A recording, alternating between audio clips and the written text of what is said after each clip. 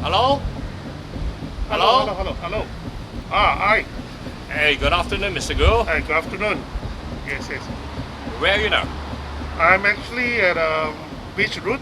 This is a monument of the Second World War, in memory of all the soldiers who have fought and imprisoned and died during the Second World War in the Battle of Malaya. And why do you sound so sad when you narrate that? Well, somehow we have forgotten the past heroes, the true heroes who have contributed to our nation building. Although Singapore have not been formed yet, back in 1943, but they fought for our country, our land, and this is in contemplation of who are the real heroes of Singapore, in history as well as current. What is the story behind SDP and PPP now? There are a lot of rumors, a lot of speculation, and would you like to take the opportunity to clarify? Are you talking about PSP and? We have the SDP, the SDA. Yeah, correct. Okay, for the SDA, I think I do not know what they have in mind, but they are the only alliance in Singapore, opposition alliance, which is a combine of different parties, right? And we thought that it would be a good idea in terms of unity for Singapore opposition to come together. That's why we have approached them. We want to talk to them whether we can come in as alliance forces. But unfortunately, after all the protocols and all that, they did not give us an official reply. But instead, they go to the media and say a lot of things, which is I think is not right lah. We don't negotiate through the media, right? If you can, we just sit down and talk. If cannot, then so be it. So it's a unilateral announcement without prior notice to all the four parties. Yes, you can say that unilateral, and I'm very disappointed. I mean, I'm a good friend of Desmond Lim, right? We always go out for makan, before the COVID-19 thing. So I do not know why they have done this, and it actually reflects very bad on opposition or unity as a whole. So would you treat this as water under the bridge and you will strive on your own accord? Yes, I believe we have to move on. We have already moved on, and election is very near. I think I heard some rumors next week will be rid of election coming out. And there is saying that there is no powwow now, and the chances of a three-corner fight is real, clear, and imminent. What is your view about that? It's very sad. For all these 20 years I've spent in opposition politics, I've play my part to make sure there's minimum three-corner fights, multi-corner fights, be it in 2006, 2011, or 2015. I play a very important role in that, to actually get together and see the interests of all the parties. But this time round, I think because of the COVID-19 thing, we cannot sit down together. And everybody decided to go in blind. And this is very risky. Not only because we will most probably have three-corner fight, but at the same time, there will be constituencies which might not be contested at all. And this is something that I do not wish to see. Because as Singaporeans, we have only 4 or 5 years once to feel that we have a stake in this country, to go to the polling station and vote and decide for the country. But this time around, if it comes to a point that some seats are not contested, I think this is a disservice to the nation. Sir, and RP have staked their claim at the West Coast, where Dr. Tan have a couple of days earlier states that he will champion his cause over there. So what are the possible dire consequences for this three-corner over in the West Coast? The only consequences is PAP will win. That's actually whoever lose deposit is actually doesn't matter. Voters will not care, right? The end result is PAP will win, will definitely win, right? And this is something that is actually devastating to the opposition, because we got so much hope, right, as a united force to actually send some good people into parliament. Because if you see whenever you see the photos of the parliament, even the videos, we have empty chairs and empty tables. And that is the place where policies are supposed to be scrutinized and debated. And what does it mean to all Singaporeans? It means that policies have been put up without close to scrutiny, and all Singaporeans' interests will not be taken care of. There will be some loopholes that people will be actually marginalized. And this is no good for a nation. So my theme for this election, I can tell you straight, is to have a strong parliament. It's not about strong government. A strong parliament where all policies will be properly scrutinized, debated before it comes out, which every stakeholder's interest will be taken care of. So with Workers' Party's trial coming soon, is it being deliberately timed just before the general election? And what are your views about this particular trial? Oh, I actually, you don't know when is the trial, you know. You have any news or not? It's not reported, I think. It should be within these coming weeks. This coming weeks. Well, it's very sad. Apparently, PAP is very happy. There will be massive three-corner fight. And is very happy that the trial will come into play. And again, they can paint all opposition in one black stroke, that we are not serious about policy debates. We are not serious about running this country, making it better for everyone. And it's all about estate management and the police. The problems, the incompetency was involved. I think this is very bad for us. The candidates, the potential candidates that has been brought forth by the governing party are comprises of civil servants and army generals again. The same old catcher of candidates. What is your take on this?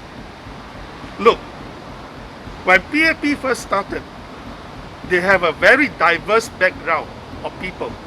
People who knows the running of the government, the people who know economics, people who know culture, people who knows how to run the hospitals, build infrastructures. They are not from the civil service. But PAP has created a system that they want talent, so they create a scholarship system by PSC. They groom a lot of people through scholarship, but it's not for the government, right? It's not for the civil service. They tap on it and they choose their talents from the same core. So in the end, we will have a group thing. People cannot think out of the box, out of the civil service bureaucracy thinking. They are basically technocrats. And this actually showed up very badly in this crisis management. Technocrats, civil servants, are very good in peacetime. They can run, administer policies very efficiently. But when it comes to crisis, when you need to make tough judgment on a lot of things, they lack that spec to make the right decision. And this is what we are facing. It has always been said along the way that candidates from the opposition camp are neither qualified or up to mark. But recently we have a candidate who won an international acclaim, being the head of the infectious disease. He's more than qualified to run the Ministry of Health, I reckon. What is your view about this? There's an old beef that is being propagated by the PAP machinery. Opposition have no talent. It is not true. We have talents. We have past principal secretary of the Prime Ministers, Goh Chok Tong, where people who have run big funds, where people who have run big corporation. And of course, Paul Tambaya is a renowned infectious doctor. We have the talents. It's just that we do not have the opportunity to serve the country in the political platform. So in your view, Mr. Goh, what can your party do for Singapore? My party, although small, but it is not marginal in that sense. For most of my waking hours, I've been spending time thinking through public policies, public interests, and the values that we should preserve for our society. And this is something not very easy. It is much easier to go and knock doors and kiss babies and shake hands. But actually to spend time, most of the hours that you are waking, to think through all the policies, to observe what is happening in the society, in the nation, and to assess and to scrutinize what is wrong and what could be right, done right, that is not an easy task. That is why my hair is all white. It's not white for nothing, you know. So when you see my hair is white, it is not stress. It's because I've overused my brain power every waking hours that I have. So in that sense, we may not actually do something to the country, but in fact throughout the decades that have involved, right, we affect a lot of policies direction.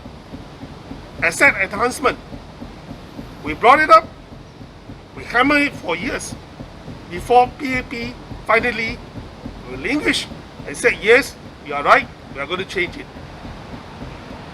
This is not a small achievement to me, because the whole government is a whole bureaucracy and they think the same. It's very difficult to actually convince them they are wrong, and they will not admit they are wrong. Even eventually they have tried to sideline it, right? And the policies of infrastructure versus the population growth, this is something that is very dear to me. If it's not for 2011 contest, I can tell you, we will not have so many hospitals that sprung up within these 10 years. And we will be very, very badly prepared for this coronavirus crisis. And this is one of the things that people have overlooked, right? We may be small, but our ideas and our scrutiny, our policy views are not small, right? It's actually very big advantage for the country. Dr. Li Weiling recently just posted and say that she and Mr. Lee Hsien Yang does not trust their brother, and nor do they trust him as a leader. I mean, from a sister to a brother, these are very devastating and damaging statements. And she reinstated saying that evidence insofar have proven that. Why do you think she would make such a damaging statement just before the general election? I really do not know. I do not want to speculate. But there's one Chinese says, 修身齐家平治国平天下. It means that you have to be a better man yourself first. Then you have to put your house in order, your own family in order, before you can think of governing, contribute to the society or the nation. So I would say that if the siblings actually say such thing, it's actually quite damaging in the Chinese way of thinking. If you cannot put your own family in order, convince your family to support you, right? How are you going to run the country? I think it's a very sad thing. You see, just like in any company, we do not have a company full of accountant, a company full of salesperson. We have a mix, a very general good mix in order for a company to run well. Now, for all this decade, we have always have a whole parliament full of army generals, civil servants, private secretary to policy holders, and so on and so forth. We have no representative from the business community, from other industry players. How damaging is this to our parliament? We used to have. Back in the 1980s, I remember clearly, we used to have people from all different sectors that's well represented in the cabinet. But somewhere down the road, I think PAP also find difficulties in finding good people to join them. And that's why the only source of talent they can get is from the civil service, because civil servants listen to them. He's a rice bowl. But other people like the lawyers, good lawyers, or even the businessmen do not like to subject to some of their nonsense. So they start to distance away. And this is no good for the nation. But the voters have to think carefully. The opposition actually can fill up the gap because we have a very diverse background. We are not beholden to PAP, and we speak our mind and mix the point right through. And this is what we need for a strong government. Millions and millions has been spent on our migrant workers to house them, to treat them, and so on and so forth. On the other hand, our homeless, our disadvantaged, our vulnerable, our poor appears to be overlooked by the government today. What is the basis for such prejudice? Because PAP is looking at only money, monetary returns, economic benefits. Migrant workers, they can collect levies for a start. Of course, the migrant workers contribute to the society in keeping up the infrastructure of construction. But having said that, our citizens are own people, and it should not be put into neglect. And it actually shows one part that if they have the money to take care of the migrant workers, they also must have the money to take care of our vulnerable citizens.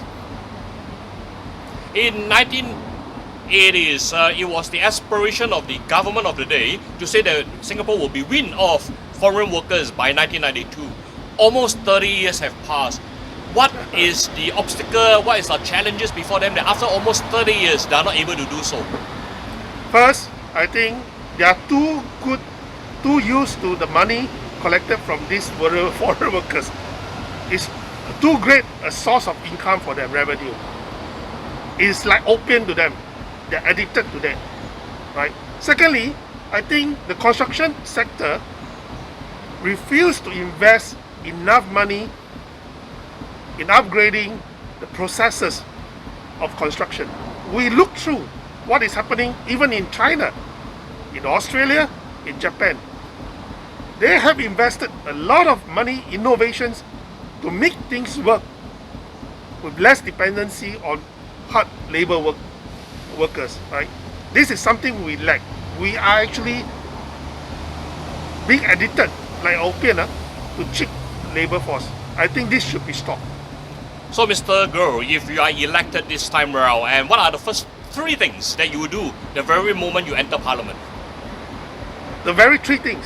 Wow, I have never thought of that. But since you asked, the first very basic thing, make sure that no policy will go unchallenged.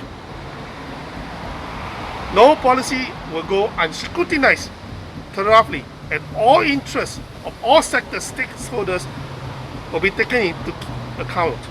Right? That's number 1.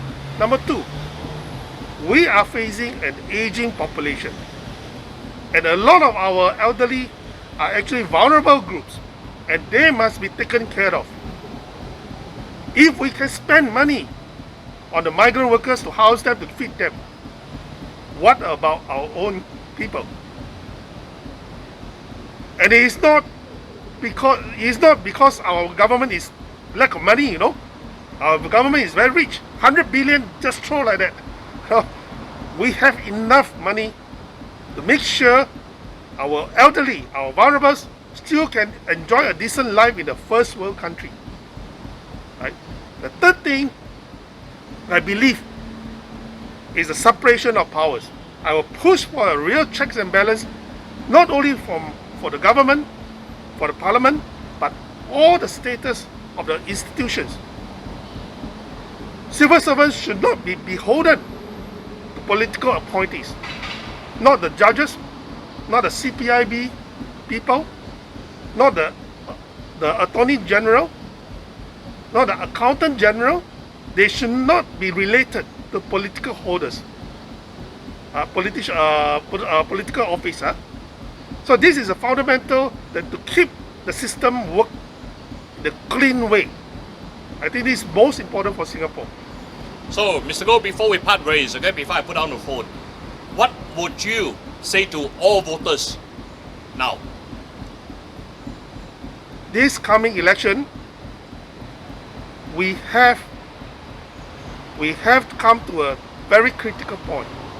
We have seen the pitfall of PAP government ruled by a bunch of elites come from the same mold. And we have to think whether this system can carry on. And for opposition, mistake me not, we are not pitting ourselves as an enemy to any man, like what we have seen in the monument. Right? We fought not in enmity against any man, but against the dark forces. He says, against the dark forces that enslave the man's soul. So we are actually patriotic enough to stick our head to come to the contest. Apart from that, now that thanks to this COVID-19 election, you will have the opportunity to watch carefully each candidates in each constituencies. They will present themselves in TVs and through the social media. Choose carefully based on the individual candidates, not the party platform. Because ultimately these people you are sending into parliament to look at the policy and scrutinize it, to question the government why certain things are done certain ways. Not empty chairs and not empty tables anymore. Right? Do your part. Thank you. Thank you very much, Mr. Goh. Stay well. We are one day away from phase 2 of our opening for circuit breaker. We wish you the very best in this coming election. Please vote for our citizen. Thank you, Mr. Goh. Thank you.